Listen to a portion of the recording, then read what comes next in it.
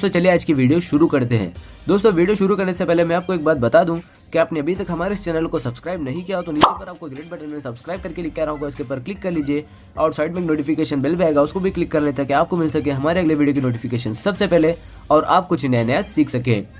સૌરાષ્ટ્રની એકમાત્ર સ્કૂલ જ્યાં ટ્રસ્ટી તથા સંચાલકો ડોક્ટર, એન્જિનિયર તથા શિક્ષકો છે એવી Kanabar school of science and commerce કાર્યક્ષેત્ર ધોરણ 5 થી 10, 11, 12 સાયન્સ એન્ડ કોમર્સ। દીકરાઓ અને દીકરીઓ માટેના ઉજ્જવળ ભવિષ્ય માટે વાલીઓની પહેલી પસંદગી Kanabar school of science and commerce. અહીં છે શ્રેષ્ઠ શિક્ષકો દ્વારા મર્યાદિત સંખ્યામાં વિદ્યાર્થીઓ માટે ભણતર, અલગ અલગ સાયન્સ લેબ, કોમ્પ્યુટર લેબ, દીકરાઓ તથા દીકરીઓ માટે અલગ અલગ હોસ્ટેલ સાથે શુદ્ધ સાત્વિક ભોજનની વ્યવસ્થા, ટ્રાન્સપોર્ટેશનની સુવિધા, જી તેમજ નીટની તૈયારી સ્કૂલમાં જ। તો આથી વિશેષ આપ આપના બાળક માટે શું ઈચ્છો તો આજે જ એડમિશન માટે સંપર્ક કરો। Unit 1 Kanabar school of science and commerce, Khamrod ચોકડી, Junagadh bypass, Junagadh. Unit 2 main post ઓફિસની પાછળ શ્યામ વિદ્યાલય, સરકારી ગોડાઉન પાસે, ગાંધીગ્રામ, જુનાગઢ।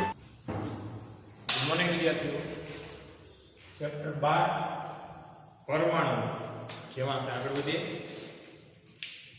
હવે નીલ બોહર નું પરમાણુ મોડેલ આપણે ભણીશું અને બોહરના આધિતર્કો પણ ભણીશું। એ પહેલા રુથરફર્ડના મતે પરમાણુ મોડેલ, રુથરફર્ડ ના મતે પરમાણુ મોડેલ સમજાવો અથવા તો પરમાણુ પ્લેનેટરી મોડેલ સમજાવો। પ્લેનેટ એટલે ગ્રહ, સૂર્યની ફરતે ભ્રમણ કરતા ગ્રહો સાથે ન્યુક્લિયસની આસપાસ ભ્રમણ કરતા ઇલેક્ટ્રોનને સરખાવેલું છે। તો આ મોડેલ કેટલી રીતે ન્યુક્લિયસ સ્ટેબલ એટલે કે સ્થાયી છે કે નહીં એ આપણે સમજીએ। અથવા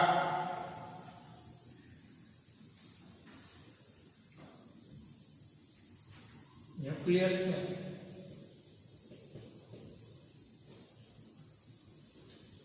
अथवा तो परमाणु अस्थायी मॉडल,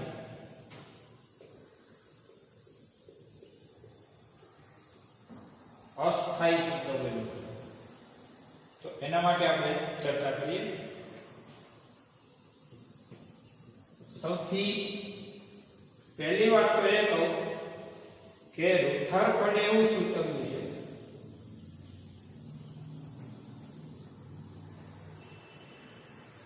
કે સૂર્ય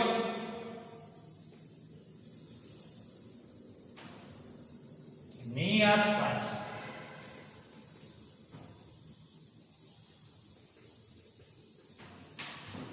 ગ્રહ તંત્ર ની જેમ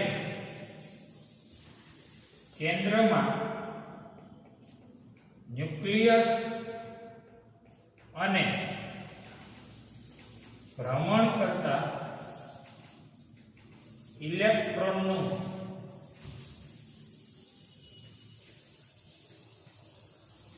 સ્થાયી મોડેલ હોય છે। સૂર્યની આસપાસ ગ્રહ તંત્ર એટલે બધા ગ્રહો ભ્રમણ કરે એમ કેન્દ્રમાં ન્યુક્લિયસ અને એની આસપાસ ભ્રમણ કરતા ઇલેક્ટ્રોન સ્થાયી મોડેલ હોય છે। આવું રુથરફર્ડે સૂચવ્યું। ગ્રહોનું તંત્ર ગુરુત્વાકર્ષણ, ગ્રહોનું તંત્ર ગુરુત્વાકર્ષણ બળથી પકડાયેલું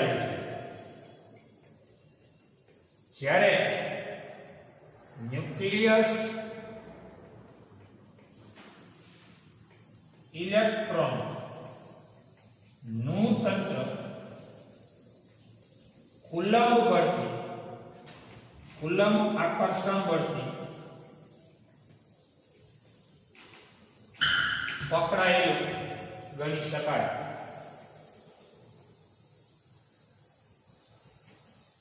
પકડાયેલું અથવા તો જકડાયેલું ગણાય.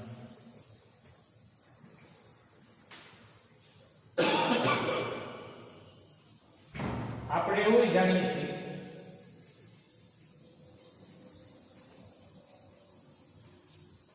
વર્તુળાકારે ભ્રમણ કરતો કોઈ પદાર્થ સતત પ્રવેગ ધરાવે છે. વર્તુળાકારે ભ્રમણ કરતો પદાર્થ, તમને ખબર બળ લાગે mv²/r, બળ કયું લાગે mv²/r, તેથી પ્રવેગ કયો કહેવાય v²/r. આવો પ્રવેગ કહેવાય વર્તુળાકારે ભ્રમણ કરે. કોઈ પદાર્થ સતત પ્રવેગ ધરાવે છે. આ પ્રવેગ કેન્દ્રગામી પ્રકારનો હોય. કેન્દ્રગામી એટલે કેન્દ્રની તરફનો. એટલે કેન્દ્રગામી અને કેન્દ્ર ત્યાગી એક્શન ને રિએક્શન આપે એટલે પરિણામ બળ કેવું કરી દે શૂન્ય. તો આ પ્રવેગ કેન્દ્રગામી પ્રકારનો હોય. આવા પ્રવેગિત ઇલેક્ટ્રોન શું કરે તો કે પ્રચલિત વિદ્યુત ચુંબકીય વાદ અનુસાર, આવા પ્રવેગિત ઇલેક્ટ્રોન પ્રચલિત વિદ્યુત ચુંબકીય વાદ અનુસાર વિદ્યુત ચુંબકીય તરંગ અને કે પ્રકાશ સ્વરૂપે વિકિરણનું ઉત્સર્જન કરે. કોણ ઉત્સર્જન કરે તો કે પ્રવેગિત ઇલેક્ટ્રોન પ્રચલિત વિદ્યુત ચુંબકીય વાદ અનુસાર વિદ્યુત ચુંબકીય તરંગ એટલે કે પ્રકાશ સ્વરૂપે વિકિરણનું ઉત્સર્જન કરે. આથી પ્રવેગિત ઇલેક્ટ્રોનની ઊર્જા ઘટવા લાગે. વિકિરણનું ઉત્સર્જન કરે. વિકિરણ એટલે પ્રકાશ ને પ્રકાશ એટલે ઊર્જા જ છે ને, એટલે પ્રવેગિત ઇલેક્ટ્રોન ઊર્જામાં ઘટાડો કરવા લાગે. અને આવો ઇલેક્ટ્રોન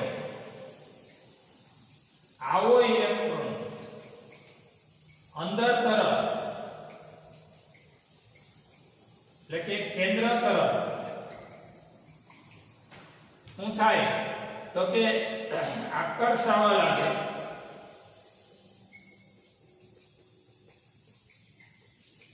અને ગતિ દરમિયાન ગતિમાન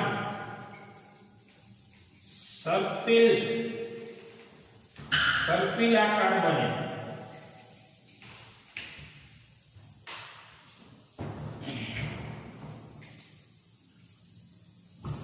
ગતિ માર્ગ સર્પિલાકાર બને અને આવો ઇલેક્ટ્રોન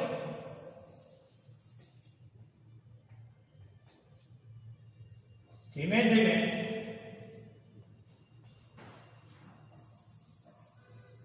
પોતાની ત્રિજ્યા ઘટાડતો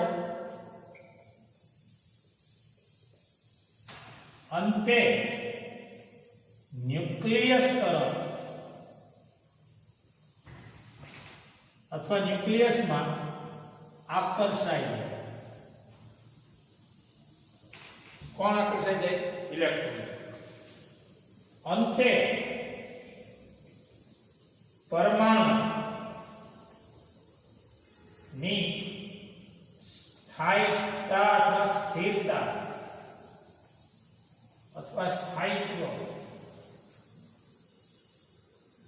ઘટે અને છેલ્લે કહેવાય તેથી પરમાણુ અસ્થિર બને. અને પરમાણુ અસ્થિર બને એટલે અસ્થાયી મોડેલ કહેવાય. પ્લેનેટરી એટલે મતલબ પ્લેનેટ એટલે ગ્રહ સાથે એને સરખાવેલું મોડેલ કહેવાય. રધરફોર્ડના મતે પરમાણુ મોડેલ આવું બને. એની આકૃતિ બતાવી. આ છે તમારો ઇલેક્ટ્રોન. આ ભ્રમણ કરી અને આ છે પ્રોટોન અથવા તો કહેવાય ન્યુક્લિયસ. હાઇડ્રોજનનું ન્યુક્લિયસ. કોનું ન્યુક્લિયસ? હાઇડ્રોજન નું ન્યુક્લિયસ. હાઇડ્રોજનના ન્યુક્લિયસને પ્રોટોન કહેવાય કારણ કે એના કેન્દ્રમાં એક જ કણ છે, પ્રોટોન. એટલે સાદો હાઇડ્રોજન, સામાન્ય હાઇડ્રોજન. પછી ડ્યુટેરિયમ હોય તો એક પ્રોટોન એક ન્યુટ્રોન હોય, ટ્રિટિયમ હોય તો એક પ્રોટોન બે ન્યુટ્રોન હોય અને ત્રણેય એકબીજાના સમસ્થાનિકો કહેવાય. એટલે તમે એનો ગતિમાર્ગ જોઈ તો આઈડિયા હોય. આમ ભ્રમણ કરતો કરતો એની ત્રિજ્યામાં ઘટાડો કરતો આ ઇલેક્ટ્રોન અહીંથી ઉપડે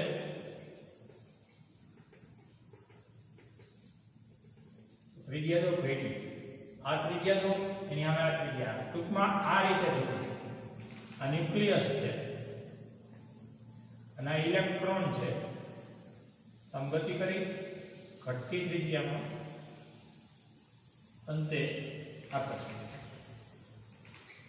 ઇલેક્ટ્રોન ગતિ કરી ઘટતી ત્રિજ્યામાં ન્યુક્લિયસમાં પહોંચી જાય અને ન્યુક્લિયસ પોતાનું એટલે કે સમગ્ર પરમાણુ પોતાનું સ્થાયિત્વ ગુમાવે અને કહેવાય અસ્થાયી મોડેલ. જોઈએ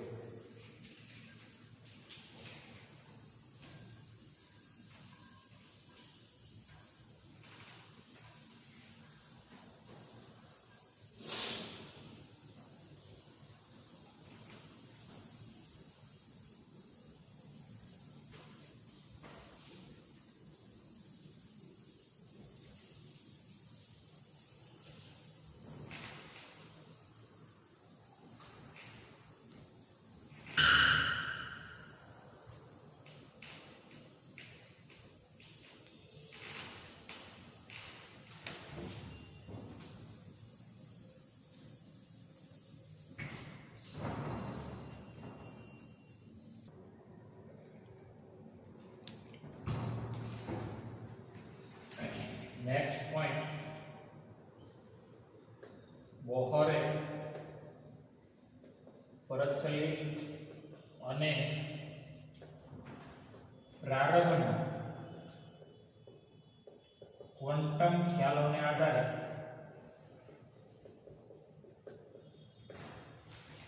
સંયોજિત કરી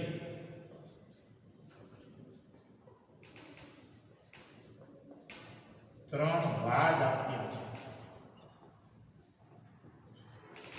વૈજ્ઞાનિક બોહરે પ્રચલિત અને પ્રારંભના ક્વોન્ટમ ખ્યાલો, ક્વોન્ટમને કહેવાય અસતતતા. જો મિલિકન નામના વૈજ્ઞાનિકે છે ને ક્યુ બરાબર એને કહેવાય વીજભારનું ક્વોન્ટમીકરણ. પ્લાન્ક નામના વૈજ્ઞાનિકે છે ને E બરાબર NHF નું સૂત્ર ઊર્જાનું ક્વોન્ટમીકરણ. હવે બોહરનું કોણીય વેગમાન ક્વોન્ટમીકરણ આવશે. બોહરનું કોણીય વેગમાન ક્વોન્ટમીકરણ આવશે L બરાબર NH કટ. આ Q બરાબર એ તમે પહેલા ચક્રમાં ભણેલા વીજભારના વિદ્યુત ક્ષેત્રમાં. પ્લાન્કનું વિદ્યુત ચુંબકીય તરંગમાં પ્રકાશમાં ફોટોનની એક ફોટોનની ઊર્જા h n ફોટોનની ઊર્જા NH n બરાબર 1 2 3 ડોટ ડોટ ડોટ એને કહેવાય ક્વોન્ટાઇઝેશન અથવા ક્વોન્ટમીકરણ. બોહર માટે એની સ્વીકૃતિમાં આપણે L બરાબર NH કટ આવશે. હવે વૈજ્ઞાનિક બોહરે પ્રચલિત અને પ્રારંભના ક્વોન્ટમ ખ્યાલોને સંયોજિત કરી 3 વાદ આપ્યા છે.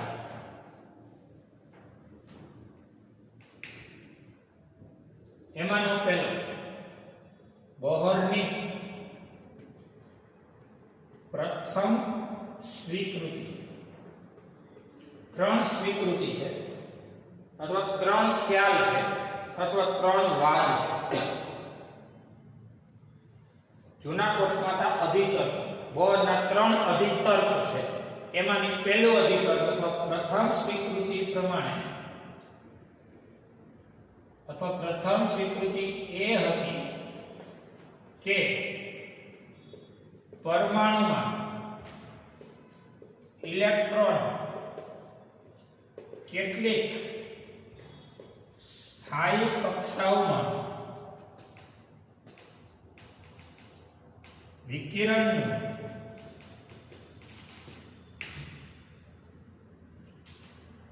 શું છે? ઉર્જા છે. વિકિરણ ઉર્જાનું ઉત્સર્જન કર્યા વિના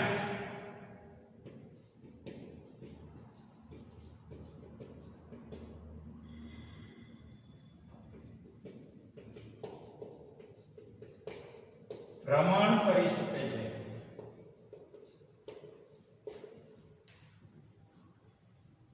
આ બાબત વિદ્યુત ચુંબકીય વાદના અનુમાનો કરતા વિરુદ્ધ છે. બોહરની પ્રથમ સ્વીકૃતિ એ હતી કે પરમાણુમાં ઇલેક્ટ્રોન કેટલીક સ્થાયી કક્ષામાં રહે અને ઉર્જાનું ઉત્સર્જન કર્યા વગર ભ્રમણ કર્યા રાખે, દરેક વખતે રેડિયસ અચળ રાખે. પણ આ બાબત વિદ્યુત ચુંબકીય વાદના અનુમાનો કરતા કેવી છે? અલગ છે. રુથરફર્ડનો હમણાં અંદાજ હતો એનાથી આ વાત અલગ થઈ.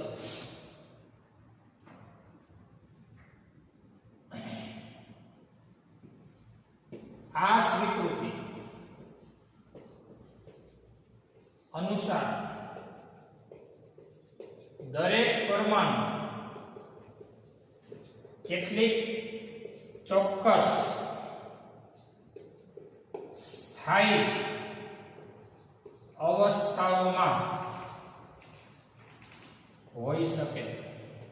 સ્થાયી અવસ્થા એટલે એવી અવસ્થા કે જેમાં પરમાણુના કક્ષામાં ભ્રમણ કરતો ઇલેક્ટ્રોન જરા પણ ઉર્જાનું ઉત્સર્જન કરે નહીં, એને સ્ટેબલ કહેવાય. સ્થાયી કક્ષા સ્થાયી અવસ્થાઓમાં હોઈ શકે અને દરેક શક્ય અવસ્થા ચોક્કસ મૂલ્યની ઉર્જા ધરાવે છે. દરેક અવસ્થા ચોક્કસ મૂલ્યની ઉર્જા ધરાવે છે. આ અવસ્થામાં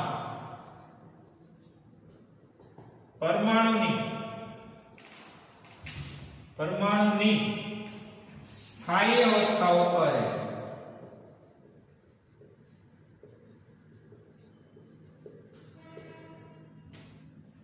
બોહરની પ્રથમ સ્વીકૃતિ એ હતી કે પરમાણુ ઇલેક્ટ્રોન કેટલીક સ્થાયી કક્ષામાં વિકિરણ ઉર્જાનું ઉત્સર્જન કર્યા વગર ભ્રમણ કરે. આ બાબત વિદ્યુત ચુંબકીય વાદન કરતા અલગ છે અથવા વિરુદ્ધ છે. આ સ્વીકૃતિ અનુસાર દરેક પરમાણુ કેટલીક ચોક્કસ સ્થાયી અવસ્થામાં હોઈ શકે અને દરેક શક્ય અવસ્થા ચોક્કસ મૂલ્યની ઉર્જા ધરાવે અને આ અવસ્થાને પરમાણુની સ્થાયી અવસ્થા કહેવાય છે કે જેમાં ઇલેક્ટ્રોન ઉર્જાનું ઉત્સર્જન કર્યા વગર એક જ અચળ એવા રેડિયસમાં ભ્રમણ થઈને રાખે છે. રેડી? પ્રચલિત યંત્રશાસ્ત્ર મુજબ અથવા પ્રચલિત અને પ્રારંભના ક્વોન્ટમ ખ્યાલને સંયોજિત કરીને અને પહેલો વાદ એવો છે જે વાદ આ. હવે બીજા વાદને આગળ વધારો.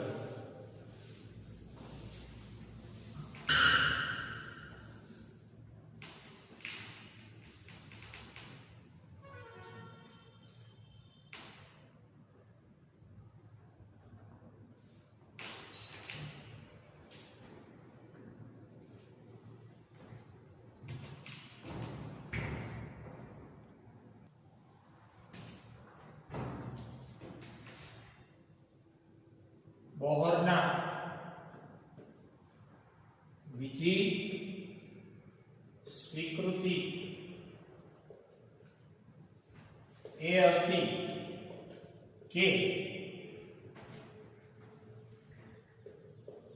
ન્યુક્લિયસ એટલે પરમાણુના કેન્દ્રની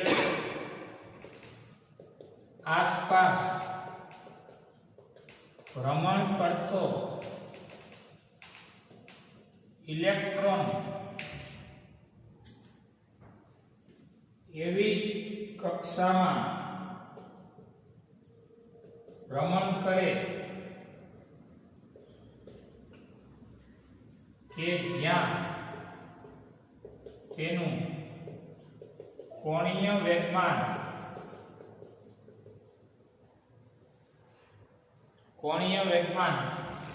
L બરાબર NH કટ હોય,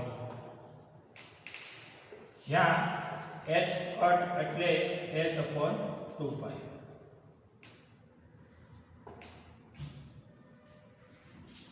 ન્યુક્લિયસની આસપાસ ભ્રમણ કરતો ઇલેક્ટ્રોન એવી કક્ષામાં ભ્રમણ કરે જ્યાં એનું કોણીય વેગમાન L બરાબર NH કટ હોય અને h કટ એટલે h/2π. હવે એની સમજૂતી આપો. જો ઇલેક્ટ્રોન ભ્રમણ કરે કોની આસપાસ? આ છે ન્યુક્લિયસ. ન્યુક્લિયસ એટલે પરમાણુનું કેન્દ્ર અને આ ભ્રમણ કરતો આ કક્ષા થઈ અને આ ઇલેક્ટ્રોન છે. આ ત્રિજ્યાના માર્ગે ઇલેક્ટ્રોન ભ્રમણ કરે છે. રેડી? અને આ ઇલેક્ટ્રોન એવી કક્ષામાં ભ્રમણ કરે જ્યાં કોણીય વેગમાન L બરાબર NH કટ હોય. હવે જરા સમજી લો. આ ઇલેક્ટ્રોન છે ને એ આવી ગતિ કરે,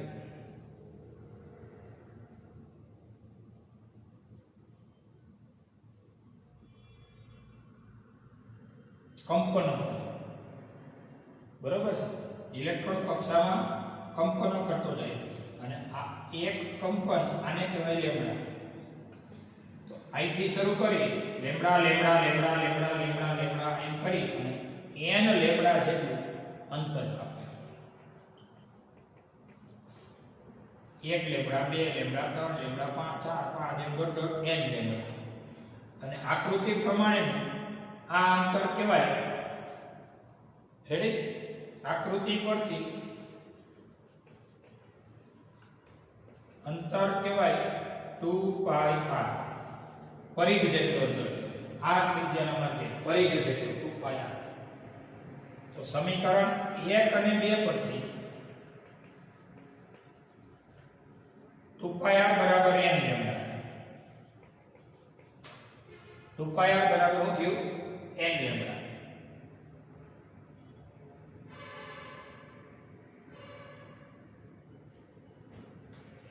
એટલે કે 2πr n લેમ્ડા ને કહેવાય h/p. કારણ આપી દો, દ બ્રોગલી તરંગલંબાઈ h/p અથવા h/m. યાદ આવ્યું? લુઈસ દ બ્રોગલી તરંગલંબાઈ લેમ્ડા બરાબર h/p અથવા h/m. લેમ્ડા ની જગ્યાએ લખો. અને આમાં આવજો તો અથવા તો 2πr બરાબર n h અને p એટલે m. વેગમાન એટલે દળ અને વેગનો ગુણાકાર. અને આમ આવજે અને આમ આવજે તો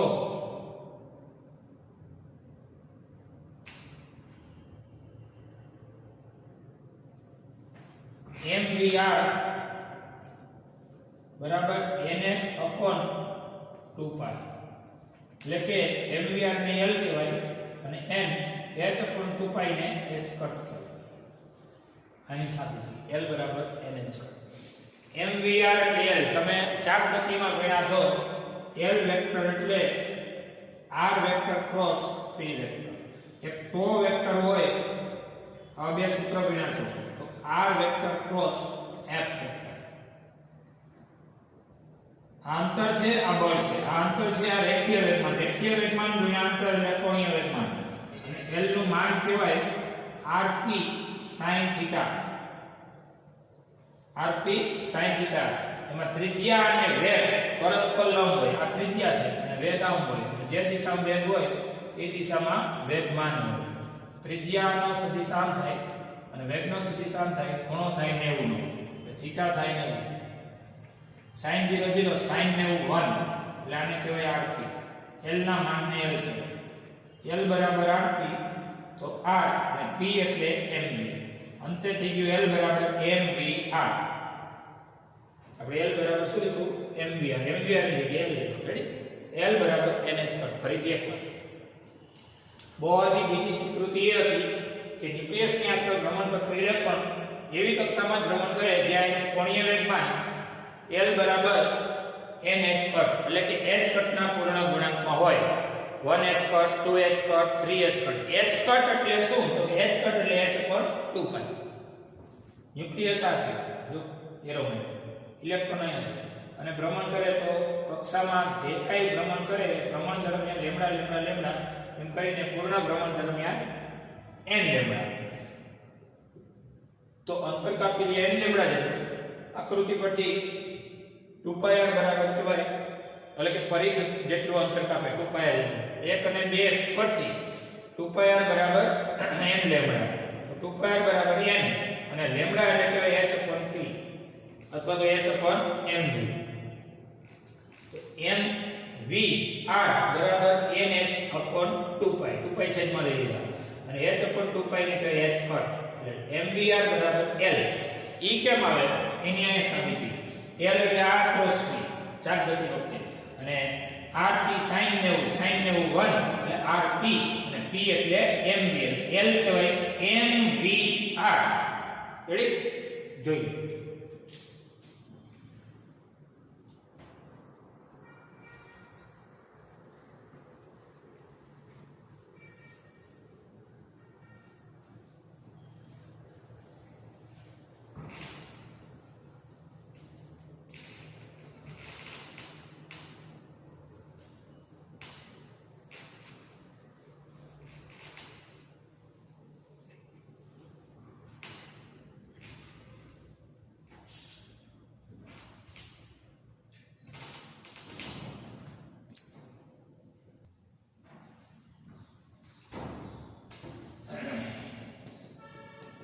બોહરની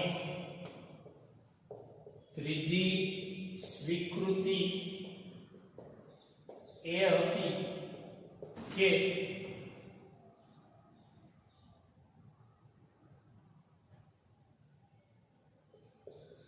પ્લાન્ક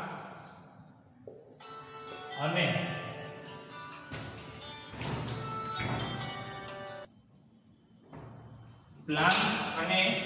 આઇન્સ્ટાઈન દ્વારા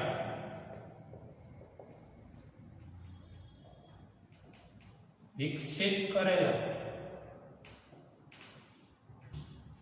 પ્રારંભિક ક્વોન્ટમ ખ્યાલો નો પરમાણુવાદમાં સમાવેશ કરેલ હતો. પરમાણુવાદ એમાં પ્લાન્કની અને આઇન્સ્ટાઈનથી વિકસિત કરાવેલી ક્વોન્ટમ ખ્યાલો એને પરમાણુવાદમાં સમાવેશ કર્યો તો કઈ રીતે? તો કે તે જણાવે છે કે ઇલેક્ટ્રોન તેની એક વિકિરણ ઉત્સર્જિત ન કરતી કક્ષામાંથી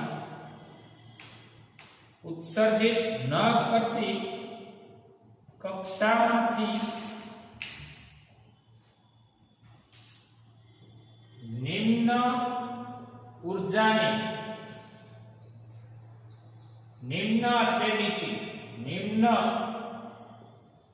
ઉર્જાની બીજી કક્ષામાં સંક્રાંતિ કરે જ્યારે તે આવું કરે ત્યારે એક ફોટોનનું ઉત્સર્જન કરે છે.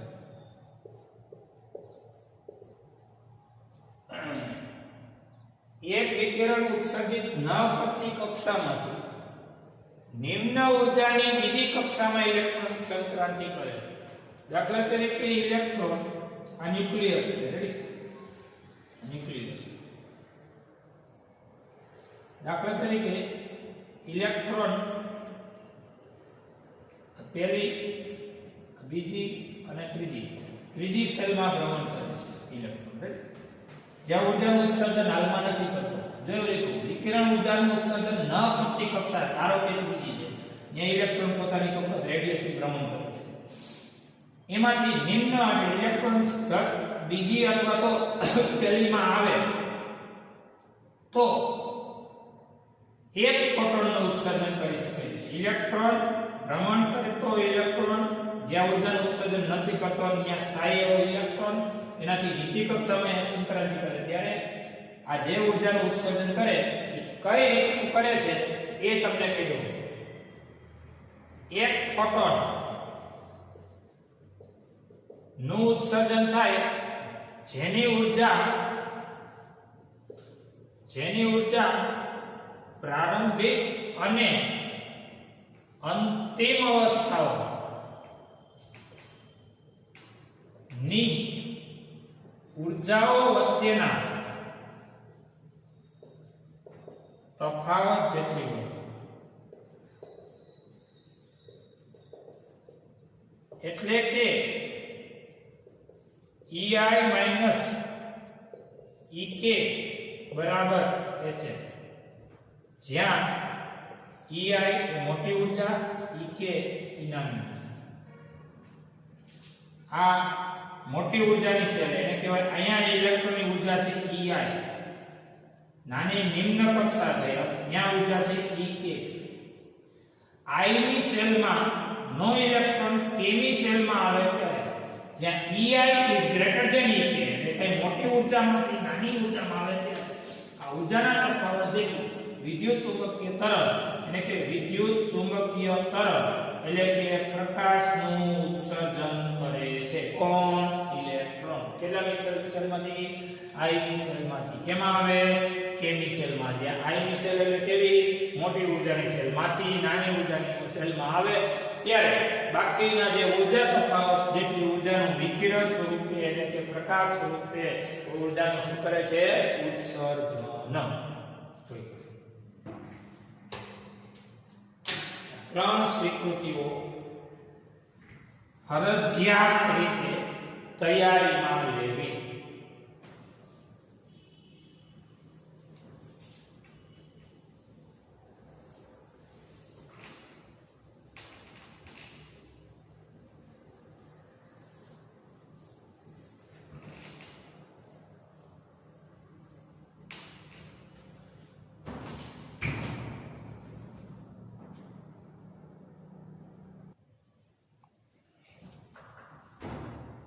पेज नंबर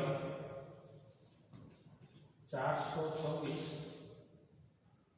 उदाहरण नंबर 5 पृथ्वीની આસપાસ 10 કિલોગ્રામ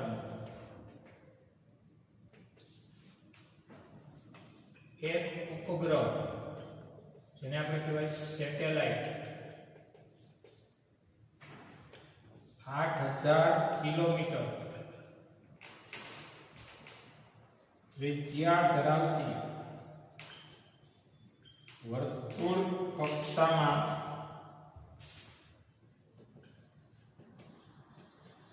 દર 2 કલાકે એક વખત ભ્રમણ કરે છે. બોહરનો કોણીય વેગમાન નો બોહરનો કોણીય વેગમાનનો અધિતર્ક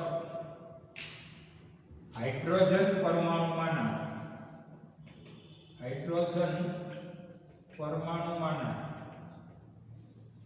ઇલેક્ટ્રોનની જેમ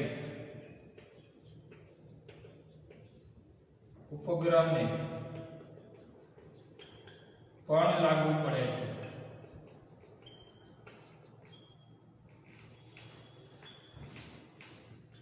તેમ ધારીને ઉપગ્રહની કક્ષાનો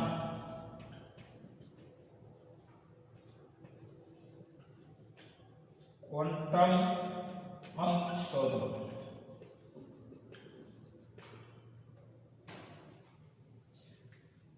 તો હવે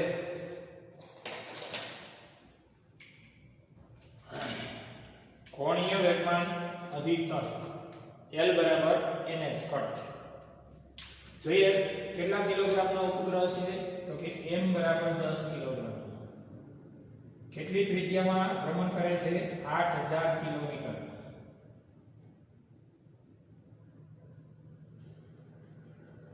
એટલે કે 8 ગુણ્યા 10 ની 6 મીટર. 10 ની 3 અને કિલોની બીજી 3 ને 3 6 એટલે કિલોગ્રામ ને મીટર SI માં જઈએ. દર 2 કલાકે ભ્રમણ પૂરું કરે છે. એટલે આવર્તકાળ થયો 2 કલાક. એટલે 2 ગુણ્યા 3600 એટલે 7200 સેકન્ડ. કોણીય વેગમાન અધિતર્ક હાઇડ્રોજન પરમાણુને ઇલેક્ટ્રોનની જેમ જ ઉપગ્રહને લાગુ પડે એમ ધારી ઉપગ્રહની કક્ષાનો ક્વોન્ટમ અંક એટલે કે ક્વોન્ટમ નંબર શોધો. તો કોણીય વેગમાન અધિતર્ક અથવા તો સ્વીકૃતિ પ્રમાણે L બરાબર NH કટ એટલે કે H કટ એટલે H upon 2 pi અને L એટલે mvr. યાદ આવ્યું? L એટલે mvr અને H કટ એટલે H upon 2 pi. તો હવે ઝડપ એટલે અંતરના છેદમાં સમય. ઝડપ એટલે અંતરના છેદમાં સમય into r NH upon 2 pi. અહીં કારણ લખનારું ઝડપ એટલે અંતરના છેદમાં સમય. કારણ કે ભ્રમણ કરતો ઉપગ્રહ અંતર કાપી લે તો ફરી જાય અને લાગતો સમય આવર્તકાળ.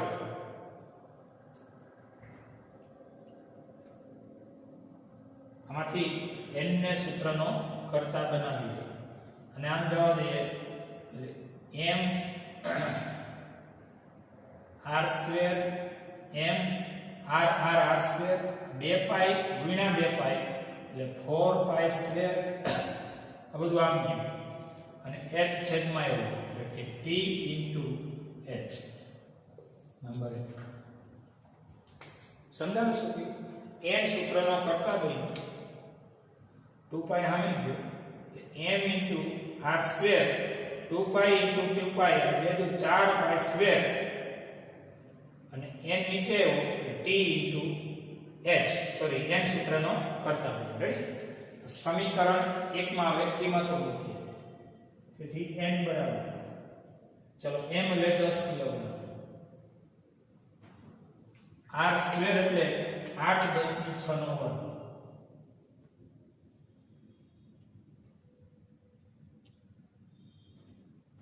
4 પાઈ સ્ક્વેર પાઈ એટલે 3.14 નો વર્ગ ના છેદમાં t એટલે 7200 સેકન્ડ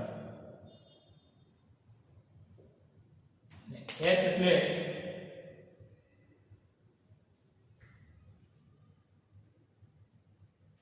પ્લાન્ક અચળાંક. યસ, h એટલે ઊંચાઈની, h એટલે પ્લાન્ક અચળાંક. પ્લાન્ક અચળાંકનું મૂલ્ય કેટલું છે? 6.022 10 ની 34 ઘાત.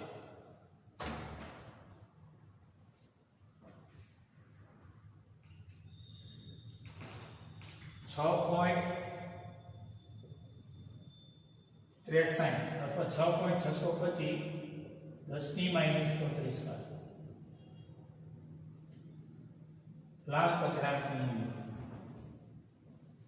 કક્ષાનો તમને નંબર મળશે. જોઈએ 10 એને ગુણ્યા 8 નો વર્ગ એટલે કે 64, એને ગુણ્યા 4, એને ગુણ્યા 3.14, પાછા ગુણ્યા 3.14, અંશ પૂરો થયો, છેદમાં 7200, છેદમાં 6.625, 0.529, 6 દુ 12 -34 + 34, 34 + 12 46. હવે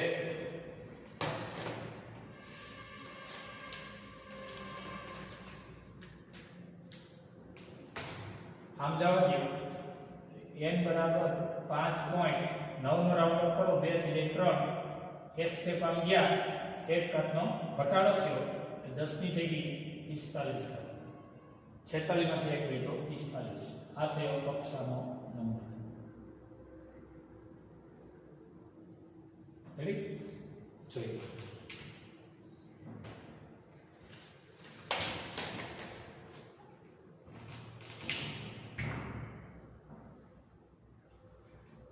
चलो હવે ડેઈલી ટેસ્ટ કરીએ.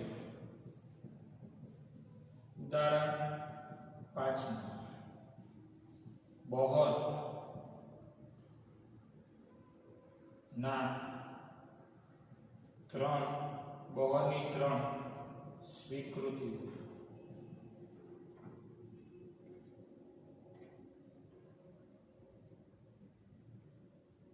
બસ આ તો ડેઈલી ટેસ્ટ અહીંયા આપણો લેક્ચર પૂરો થયો.